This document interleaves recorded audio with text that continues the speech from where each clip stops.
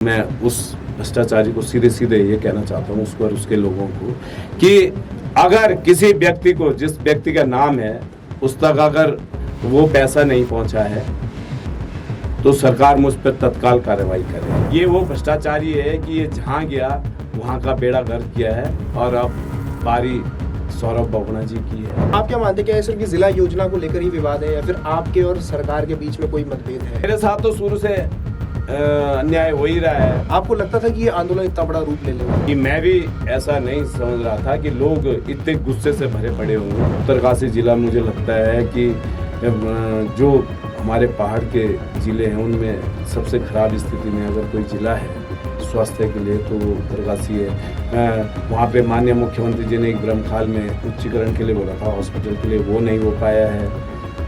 माननीय धन सिंह जी ने बड़कोट और चिन्याली सौर वो जिला चिकित्सालय बनाने के लिए बोला था, वो नहीं हो पाया है। मैं क्या मान के चलूँ कि भाई मैं एक निर्दलीय विधायक हूँ, इसीलिए मेरे साथ ये भेदभाव है। अगर आप भाजपा के विधायक होते तो क्या आपको तब इतनी जद्दोजहद करने की जरूरत पड़ती? फोन तो मुझे भाजपा के लोगों क्या है कि बिल्कुल आप बिल्कुल सही है, और भाजपा के ही लोगों का सबसे पहले कहना था कि इसमें इतना बड़ा भ्रष्टाचार हुआ है। भाई हमारे साथ जब जब कोई भी अन्याय करेगा हम उस अन्याय के खिलाफ डट कर खड़े होंगे।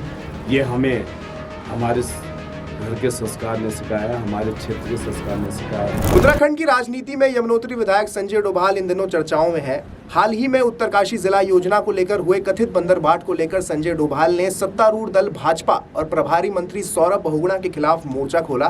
क्या कुछ इनकी मांगे थी, क्या कुछ समस्याएं थी और किस तरह से एक निर्दलीय विधायक की राजनीति उत्तराखंड में परवान चढ़ रही है, इस पर आज बातचीत करेंगे। और आज स्टूडियो में स्वयं विधायक संजय डोभाल जी आज हमारे साथ मौजूद है। सर बहुत बहुत शुक्रिया सबसे पहले तो समय देने के लिए। बहुत बहुत धन्यवाद पेन पॉइंट का कि आप लोगों ने मुझे अपने इस पेन पॉइंट में समय दिया। इसके लिए मैं आपके और आपके चैनल का बहुत बहुत धन्यवाद करता हूँ। आप क्या मानते हैं, क्या सिर्फ जिला योजना को लेकर ही विवाद है या फिर आपके और सरकार के बीच में कोई मतभेद है? नहीं, मैं इसलिए इस बार इससे ऐसा नहीं कर सकता कि उन्होंने अगर वो दोनों विधायकों के साथ भी न्याय किया होता तो मैं सोच लेता।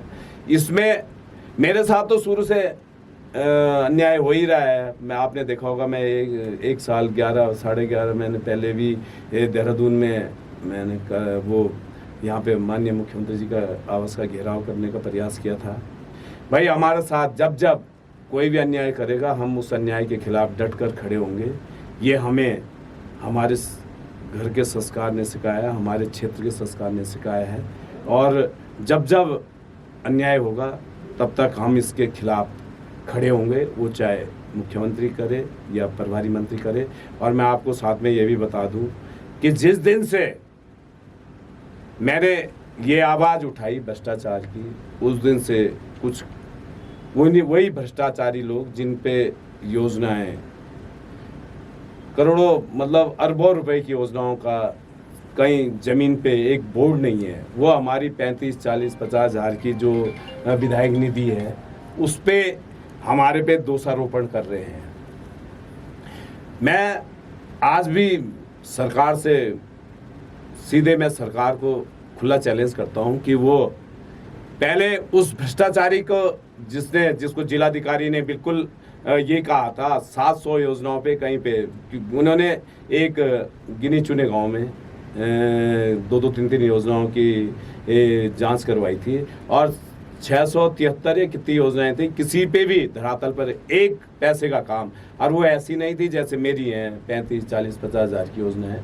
वो हर गांव में, किसी गांव में 10 लाख रुपए था, किसी में 20 लाख रुपए था, किसी में 50 लाख रुपए भी था, और उनमें से 25-25 लाख की अकेली योजनाएं भी थी। मैं उन भ्रष्टाचारियों का आपके माध्यम से ये कहना चाहता हूँ कि आइए आप भी जिन व्यक्तियों को मैंने 35, 40, 50 हज़ार रुपये दिया है, मेरी कोशिश रही है कि गांव क्षेत्र के अंतिम छोर के गरीब से गरीब व्यक्ति तक, भाई जिसके अभी पहाड़ों में बारिश होती है, आपदा आती है, किसी का आंगन चौक की दीवार टूट जाती है, किसी का रास्ता टूट जाता है, तो उस व्यक्ति तक अगर हमने थोड़ा सा सहायता पहुंचाने का प्रयास किया है कि व्यक्ति भाई आपने हमारे पहाड़ का व्यक्ति जनमानस बहुत मजबूत है, वो ये भी कर लेगा, थोड़ा बहुत उसे मदद भी मिल जाएगी और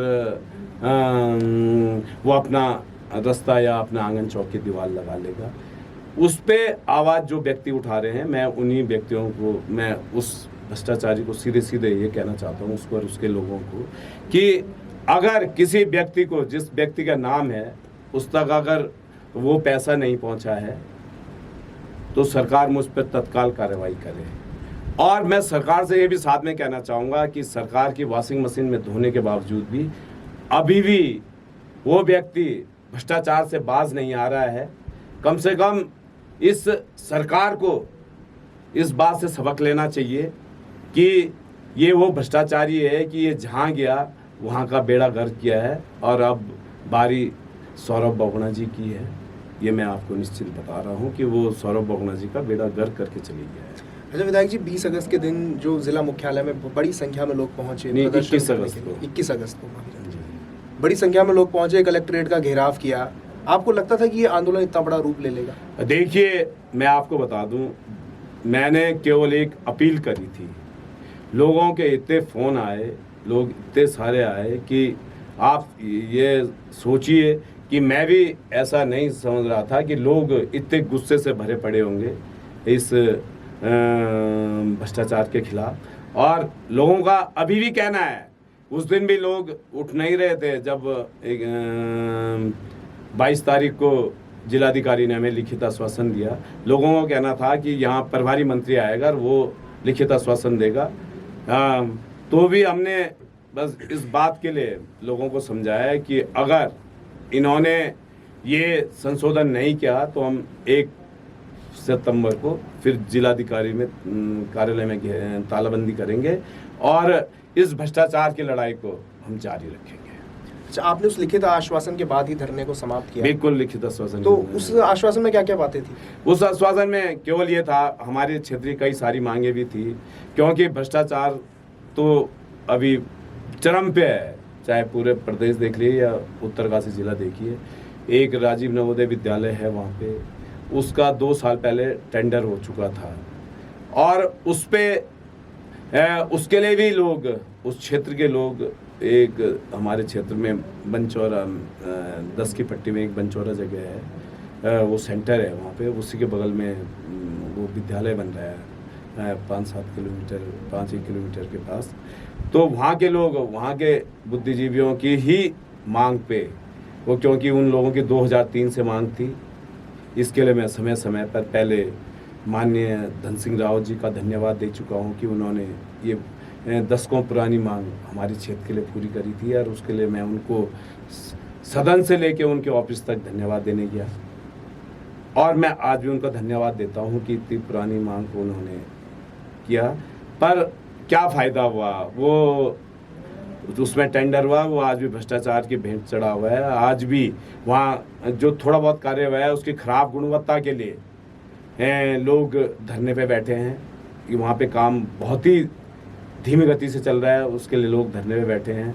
और भी अन्य मांगे थी, तो चाहे हमारे यहाँ स्वास्थ्य सेवाएं कितने बदहाल हैं उसके लिए थी, चाहे शिक्षा का भी हमारे यहाँ, क्योंकि उत्तरकाशी ज़िला मुझे लगता है कि जो हमारे पहाड़ के ज़िले हैं उनमें सबसे ख़राब स्थिति में अगर कोई ज़िला है स्वास्थ्य के लिए तो वो उत्तरकाशी है। वहाँ पे माननीय मुख्यमंत्री जी ने एक ब्रह्मखाल में उच्चीकरण के लिए बोला था, हॉस्पिटल के लिए, वो नहीं हो पाया है।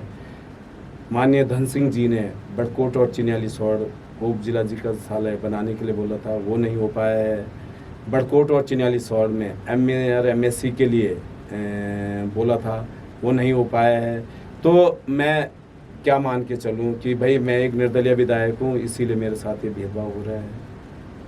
तो आप क्या मानते हैं कि एक निर्दलीय विधायक के सामने एक पूर्ण बहुमत वाली भाजपा सरकार, और हर बार आपके विधानसभा क्षेत्र के साथ काफ़ी राजनीतिक हस्तक्षेप उनका होता है, आप क्या मानते हैं अगर आप भाजपा के विधायक होते तो क्या आपको तब इतनी जद्दोजहद करने की ज़रूरत पड़ती? नहीं, मुझे लगता है तब मुझे इतनी जद्दोजहद करने की ज़रूरत नहीं पड़ती। और जबकि मैं आपको बता दूँ, जब तक रिजल्ट नहीं बना आया था 2022 में, 2022 विधानसभा का, तब तक भाजपा का शायद ही कोई ऐसा 2-3 लोगों के अलावा, चाहे राष्ट्रीय लेवल का नेता, कम से कम कई राष्ट्रीय लेवल के नेता, और उत्तराखंड लेवल के तो चाहे आपके इनके मंडल अध्यक्ष से लेके इनके प्रदेश अध्यक्ष तक सभी लोग मुझे संपर्क बनाए रखा। मुझे पूरा आश्वासन दिया गया कि आप हमारी सरकार के साथ रहेंगे तो आपके साथ कतई भेदभाव नहीं होगा। और मुझे आशा भी नहीं थी कि मुझे पहली बार लगा कि राजनीति में कभी किसी पे विश्वास नहीं करना चाहिए, और उन्होंने एक सबक भी दिया है मुझे। तो विधायक जी, जो आप सरकार के खिलाफ मोर्चा खोल के बैठते हैं हर बारी, आप खुद को देखते हैं एक विपक्ष के नेता के तौर पर देखते हैं? और अगर विपक्षी जो संगठन है कांग्रेस वगैरह, अगर वो आपको समर्थन देते हैं तो आप किस तरह से असहज महसूस करते हैं? नहीं, देखिए, जब मैं उत्तरकाशी बैठा था अभी धरने पे, उससे मुझे यूकेडी के लोगों का भी, आप बोल रहे सबसे ज़्यादा फ़ोन तो मुझे भाजपा के लोगों के आए कि बिल्कुल आप बिल्कुल सही हैं। और भाजपा के ही लोगों का सबसे पहले कहना था कि इसमें इतना बड़ा भ्रष्टाचार हुआ है, और मैं खुद भी अभी बोल रहा हूँ कि बहुत बड़े भ्रष्टाचार अभी जिला योजना में, इससे बड़ा भ्रष्टाचार आज तक अभी अगर हुआ है तो उसी व्यक्ति के द्वारा किया गया है जो उत्तरकाशी भ्रष्टाचार की जो गौमुख है, वो व्यक्ति जहाँ पे खड़ा होता है समझ लीजिए वहाँ पे से भ्रष्टाचार होना ही होना है।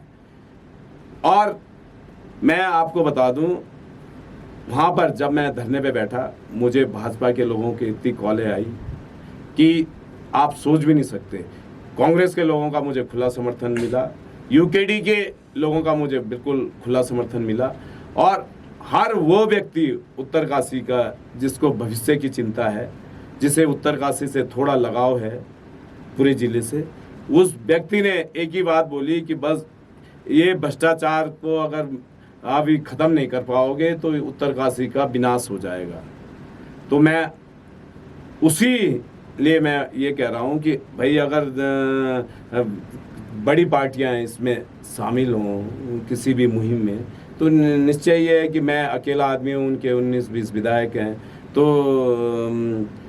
क्यों नहीं हर एक आंदोलन को बल मिलता है। और अगर कोई मुख्य विपक्षी पार्टी है उसको तो इन चीज़ों को उठाना ही चाहिए, क्योंकि अगर सरकार की कोई कमियां हैं तो सबसे बड़ा दायित्व ही मुख्य विपक्षी पार्टी का ही होता है। मैं तो अपनी विधानसभा में कोशिश कर रहा हूं, पर मेरी बातें सरकार के कानों में जू नहीं रह रही है मेरी बातों, क्योंकि उन्हें लग रहा है एक अकेला विधायक क्या कर लेगा। कितना मुश्किल होता है एक निर्दलीय विधायक के लिए जन समस्याओं को उठाना, कितना दबाव रहता है? मनोबल भी आपका किसी प्रकार से टूटता है क्या? नहीं, क्यों नहीं टूटता है। जिस दिन मैंने पहली बार जिला योजना की लिस्ट देखी थी, मैं ये सोच में पड़ गया कि कोई ऐसा कैसे कर सकता है कि सामने उससे 12 घंटे पहले मुझे माननीय मंत्री जी ये बोल रहे थे कि संजय भाई, आपका जो आपने बोला है वो सारी की सारी हैं। और उसके बाद अगर जब मैंने जिला योजना की सूची देखी तो मैं यही नहीं समझ पाया कि या तो मेरे अंदर कुछ कमी है कि मंत्री जी इतना बड़ा झूठ बोल रहे हैं मुझसे, और मैं उसको भाप नहीं पाया। उनका सारा स्टाफ, आप इवन देन तक कि जब उनसे मेरी बात हुई तो वो बोलते रहे कि नहीं तुम्हारी PWD भी है, ये भी है, वो भी है। मैं अपने कुछ सहयोगियों के साथ कम से कम 2 दिन तक इसी काट छाट पे लगा रहा कि यार क्या पता हमारी नज़र में नहीं आ रहे, क्योंकि 92 पेज थे। हम यही ढूंढते रहे कि वो है कहाँ पे हमारे जो माननीय मंत्री जी और उनका पूरा स्टाफ बोल रहा है। मनोबल गिरता ही है अगर भाई मंत्री चाहे भाजपा को या किसी अन्य की भी सरकार होती, वो हमारे संरक्षक है, पूरे उत्तराखंड के संरक्षक हैं, चाहे माननीय मुख्यमंत्री जी हैं या उनका जो मंत्रिमंडल है।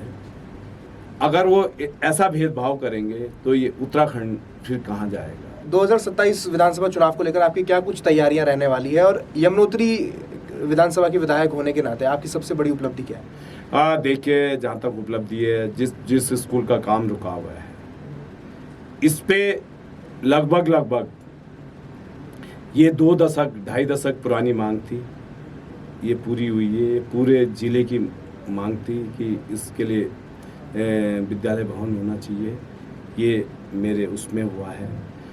वहीं एक रोड होनी है जो गनखोल घाटी है हमारे यहाँ, उसका भी टेंडर लगा हुआ है। वो लगभग 50 साल पुरानी मांग थी। देखो, रोडें बन भी रही हैं, पहले भी बनी हैं, अभी भी बनी हैं। बहुत सारे लोग बहुत सारी रोडें गिनाते हैं। मैं भी ऐसी अपने इन 4.5 साल के कार्यकाल में 30 करोड़ गिना सकता हूँ, पर मैं ये बोल रहा हूँ कि ये चीज़ें हम उस दिन बोलेंगे जिस दिन हम जनता के बीच जाएंगे, क्योंकि लोग बोलते हैं कि क्या काम हुए हैं, तो ये हम अपनी जनता के सामने उस टाइम रखेंगे।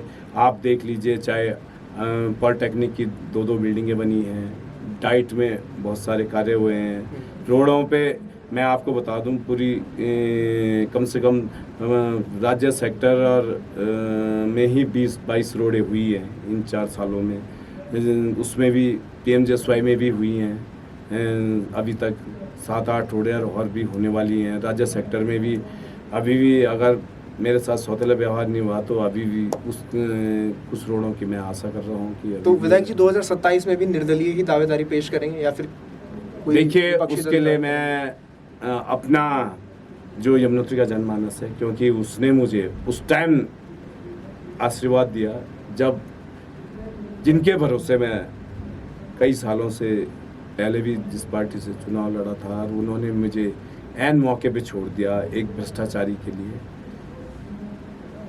तो मैं सबसे पहले उस जनमानस को पूछूंगा जिसने एक निर्दलीय को भाजपा के इतने 47 विधायकों में से आए हैं और उसके बावजूद भी मुझे 67-68 वोटों से एक निर्दलीय को यमुनोत्री की बागडोर सौंपी। तो मैं सबसे पहले उन लोगों का मार्गदर्शन प्राप्त करूंगा, जो उनका आदेश होगा वो मेरे लिए सिरोधार्य होगा, और जो वो बोलेंगे मैं वो बोलेंगे निर्दलीय लड़ो, मैं निर्दलीय लड़ूँ, बोलेंगे इस पार्टी से लड़ो, मैं उस पार्टी से लड़ूंगा। वो जो आदेश उनका होगा उसी को मैं पूरा करूँगा। चलिए, बहुत बहुत शुक्रिया सर समय देने के लिए। बहुत बहुत धन्यवाद आपका।